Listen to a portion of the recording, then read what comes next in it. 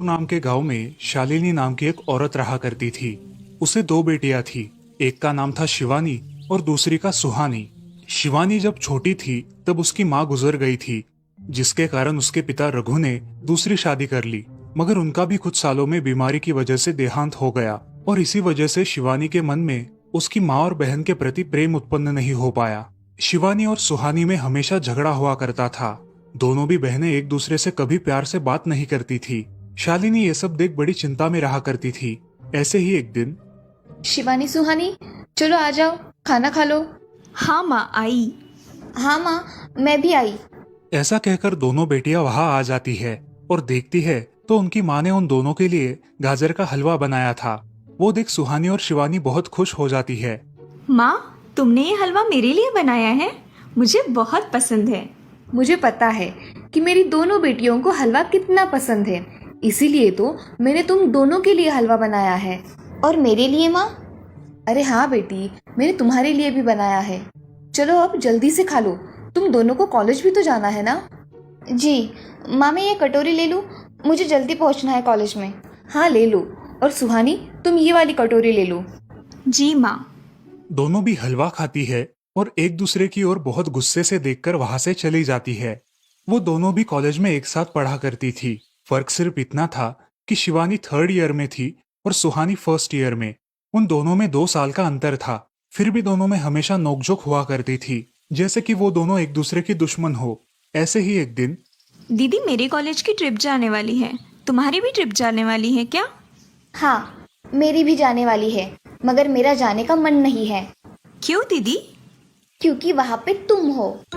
मुझे भी कोई शौक नहीं है तुम्हारे साथ आने का। मैंने ऐसे ही पूछ लिया।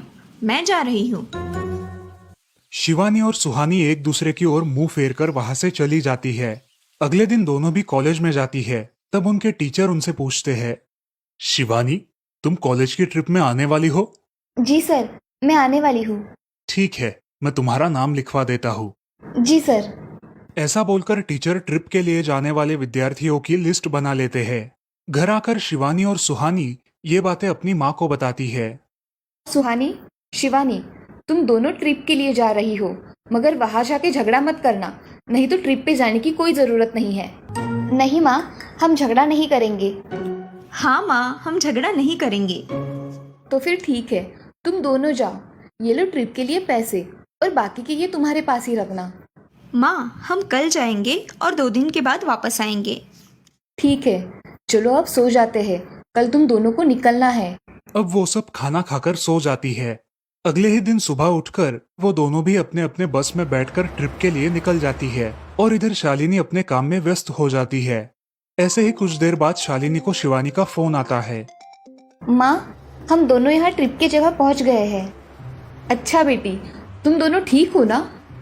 हाँ माँ, मैं रखती हूँ, हमें यहाँ अलग अलग स्पॉट देखने जाना है। ठीक है, और जब वक्त मिले तब फ़ोन कर देना। हाँ माँ, अपना और सुहानी का ख्याल रखना। हाँ माँ। फोन रखने के बाद शिवानी और उसके क्लास के सारे दोस्त वहां की एक जगह देखने जाते हैं। सुहानी भी उसके क्लास के साथ एक दूसरी जगह देखने निकल जाती है। सारे बच्चे एक साथ घूमकर वापस आते हैं। शिवानी सुहानी को ढूंढती है, मगर सुहानी उसे कहीं दिखाई नहीं देती। इसीलिए शिवानी को बड़ी चिंता होने लगती है। अरे, ये सुहानी कहाँ रह गई? इसका तो कुछ भी पता नहीं, कहाँ ढूंढूं इसे? तभी शिवानी को सुहानी दिखाई देती है और उसके जान में जान आ जाती है। सुहानी, कहाँ गई थी तुम? मुझे कितनी चिंता लग गई थी तुम्हारी। अरे, मैं यहाँ ही थी मेरी सहेलियों के साथ। मुझे कुछ नहीं हुआ। ऐसा बोलकर सुहानी वहां से चली जाती है। दूसरे दिन सब लड़के लड़कियां जल्दी उठकर अपनी तैयारी कर लेते हैं और पहाड़ पर जाने के लिए निकलते हैं। वो सब आज थोड़ा घूमकर शाम तक निकलने वाले थे। सब विद्यार्थी एक हिल स्टेशन देखने चले जाते हैं। शाम होने तक उस पहाड़ी का मजा उठाते हैं, लेकिन सुहानी बिना किसी को बताए उस पहाड़ी के एक अनजान हिस्से में चली जाती है। वहां का मनमोहक दृश्य देखते देखते गलती से उसका पैर फिसल जाता है और वो वहां से नीचे गिर जाती है। शाम हो जाने के कारण सभी विद्यार्थी वहां से निकलने लगते हैं और यहाँ सुहानी एक पेड़ के सहारे उस पहाड़ी की चोटी पर लटकी रहती है। शिवानी सभी विद्यार्थियों में अपनी बहन को ढूंढती है, लेकिन वो उसे कहीं नहीं मिलती।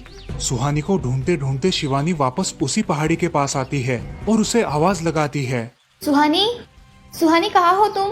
दीदी मैं यहाँ हूँ, बचाओ मुझे, मैं यहाँ हूँ। सुहानी की आवाज की ओर जाते ही उसे पता चलता है कि सुहानी पहाड़ी पर लटकी है। ये सब देखकर शिवानी बहुत घबरा जाती है। शिवानी अपनी पूरी ताकत लगाकर उसे ऊपर खींच लेती है। तुम यहाँ क्यों आई थी? अगर तुम्हें कुछ हो जाता तो मैं क्या करती? माँ को क्या जवाब देती? दीदी मेरा पैर फिसल कर मैं वहाँ गिर गई। मैंने बहुत आवाज दी मगर मेरी आवाज किसी ने नहीं सुनी। तुम ढूंढती हुई आई और मुझे बचा लिया। तुम दुनिया की बेस्ट दीदी हो। हाँ सुहानी, चलो अब घर जाने के लिए देर हो जाएगी, बस निकल जाएगी। सुहानी को ऊपर खींचते वक्त शिवानी के हाथ पर बहुत सारे जख्म हो गए थे, इसीलिए सुहानी अपनी ओढ़नी फाड़कर उसके हाथ पे बांध देती है और अब वो दोनों बस के पास चले जाते हैं। क्या हुआ है शिवानी, हाथ से खून बह रहा है तुम्हारे? कुछ नहीं सर, मैं वहाँ पे गिर गई थी, अब मैं ठीक हूँ। टीचर और सारे छात्र गाड़ी में बैठकर घर जाने के लिए निकलते हैं। घर आने के बाद शिवानी सारी हकीकत अपनी माँ को बताती है और वो सब सुनकर माँ दोनों को गले लगाकर रोने लगती है। तुम दोनों एक दूसरे के साथ होते हो इसीलिए मुझे कोई टेंशन नहीं रहता, मगर मेरी बच्चियों खुद का भी ख्याल रखा करो। उस दिन के बाद दोनों सौतेली बहनों ने अपने बीच की सब नोकझोंक बंद कर दी और हंसी खुशी सगी बहनों की तरह रहने लगी। दोस्तों, इस कहानी से हमें ये सीख मिलती है कि हम सबको एक दूसरे के प्रति द्वेष की भावनाएं छोड़कर प्यार से रहना चाहिए। चंदनपुर नाम के गांव में चंपा नाम की एक औरत रहती थी। पति, 2 बच्चे और एक बेटी, ऐसा उनका पूरा परिवार था। उसका पति श्रीधर पोस्ट ऑफिस में जॉब करता था। उसके कमाई से ही घर चलता था। चंपा ने अपने घर के सामने एक छोटी सी दुकान खोल के रखी थी। उससे उसे जो भी मुनाफा होता वो अपनी बेटी की शादी के लिए जमा करके रखती। ऐसे ही बहुत दिन बीत जाते हैं। अब बच्चे भी बड़े हो जाते हैं। बड़ा बेटा अशोक डॉक्टर और छोटा बेटा रवि वकील बन जाता है और दोनों अपनी ट्रेनिंग पूरी करने लगते हैं। एक दिन उनकी बहन ज्योति के लिए एक अच्छा रिश्ता आता है और ज्योति की शादी पड़ोस के गांव के सरपंच जी के बेटे से हो जाती है। ज्योति बहुत ही कामचोर और गुस्सा करने वाली होती है। इसी कारण उसके ससुराल से उसे निकाल दिया जाता है। वो अपने पति को लेकर अपने मायके रहने आती है। अब चंपा का जमाई दुकान चलाता है और चंपा और ज्योति आराम से वहाँ रहती है। अरे ज्योति, जरा अपने कामचोर पति को कुछ काम करना क्यों नहीं सिखाती हो? कुछ काम का नहीं है वो। अरे हाँ माँ, उनके पिताजी ने तो उन्हें ही घर से निकाल दिया और हमारे माथे मर दिया। जाने दो, पति है। माँ और बेटी इसी तरह तानेबाजी करती रहती। अब बड़े बेटे अशोक की शादी उन्हीं के गांव के एक लड़की से करा दी गई, लेकिन उस लड़की से भी चंपा बहुत काम करवाती और वो बेचारी सासू माँ का आदर करके सब काम चुपचाप करती थी। एक दिन वो काम करके थक गई और एक जगह पर बैठ गई। ए कामचोर कमला, इतना सारा काम पड़ा है घर में, क्या वो तुम्हारा बाप आके करेगा? चलो उठ, काम कर। हाँ हाँ माँ जी, करती हूँ।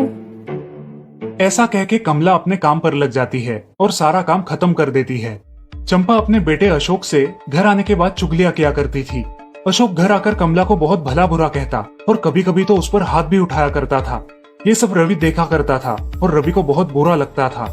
अशोक मारने आता तो रवि बीच में पड़ जाता और माँ बाप को डांटता था और वही झगड़ा खत्म हो जाता था। ऐसा बहुत दिन चलता रहा। रवि को रंजना नाम की एक लड़की बहुत पसंद थी, जो कि एक न्यूज रिपोर्टर थी। क्या तुम मुझसे शादी करोगी? मुझे तुम बहुत पसंद हो। हाँ, मगर रवि, तुम्हारे घर में तुम्हारी माँ का बर्ताव मुझे बिल्कुल पसंद नहीं है, इसीलिए पहले तुम इसका कोई हल निकालो। अरे रंजना, मैं हूँ ना तुम्हारे साथ, तुम्हें टेंशन की क्या बात है? मगर रवि, तुम भी अगर मुझे मारने पीटने लगे तो मैं तुम्हें कोर्ट में खींचूंगी। अरे हाँ बिल्कुल, वो तो तुम्हारा अधिकार है। अगले दिन रवि अपने घर में रंजना के बारे में बताता है। रवि की माँ चंपा उसे साफ मना कर देती है। रवि, तुम्हें कुछ समझ आता है या नहीं? अपनी बिरादरी की लड़की से शादी करो बेटा। इस घर में ये आखिरी शादी है और मेरे भी कुछ अरमान है बेटा। अजय, आप कुछ कहते क्यों नहीं? हाँ बेटा, तुम्हारी माँ सही कह रही है, तुम इसकी बात मान जाओ बेटा। नहीं पापा, मैं शादी करूंगा तो सिर्फ रंजना से, वरना मैं शादी नहीं करूंगा। सब चुप हो जाते हैं। अगले दिन रवि मंदिर से शादी करके घर आता है। सब अचरज से रवि की ओर देखते हैं और चुपचाप अपने कमरे में चले जाते हैं। कमला उन दोनों का स्वागत करती है और वो दोनों अपने कमरे में जाते हैं। कैसे लगा मेरा घर? अच्छा है, मगर सब मिलजुल के रहे तो और भी अच्छा होगा। रंजना, तुम्हें मेरी माँ को सबक सिखाना होगा, तभी घर के सारे सदस्य ठीक हो जाएंगे। ठीक है रवि, जैसा तुम चाहो। अगले दिन रंजना अपने घर के मंदिर में पूजा करने जाती है।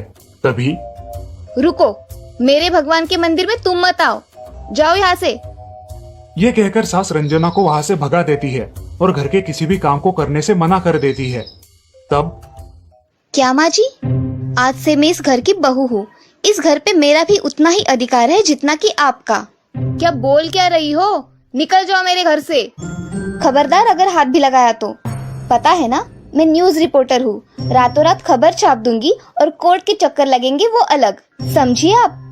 सास चुपचाप देखने लगी और उसकी बेटी और ससुर भी देखते ही रह गए। रंजना ने कमला से कहा, दीदी मुझे आपसे काम है, आप मेरे कमरे में आइए।